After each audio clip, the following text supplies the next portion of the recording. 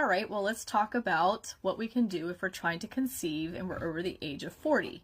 And honestly, this would be information for anyone who is trying to conceive, no matter what age.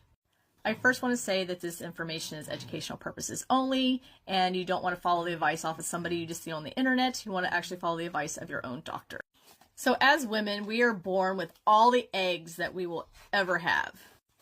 And once we start to go into perimenopause, premenopause, or however you want to say it, then we start to release extra eggs. And that's why twins can be more prevalent in women over the age of 35 than they are in younger women. Now, younger women do obviously have twins, triplets, whatever, but it does increase with the older you get.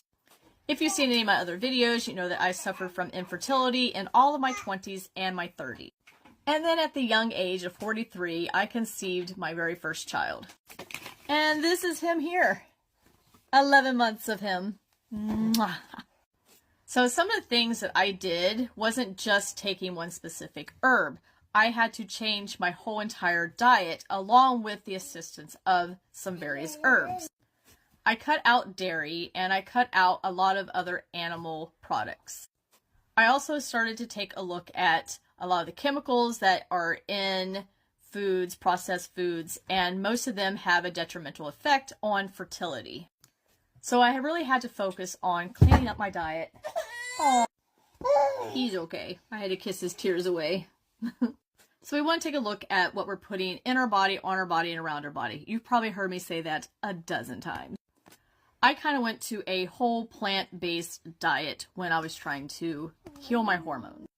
Now, some of the herbs that I was taking at that time was maca, ashwagandha, chasteberry, dong quai, and shatavari berry. Shatavari berry. I also incorporate a lot of other herbs in my diet, which was stinging nettles and moringa.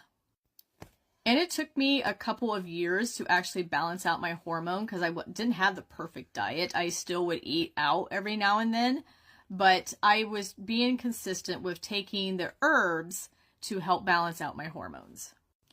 Also, the older we get, our progesterone levels tend to dip down, so we want to make sure we're taking things that's going to help boost our progesterone.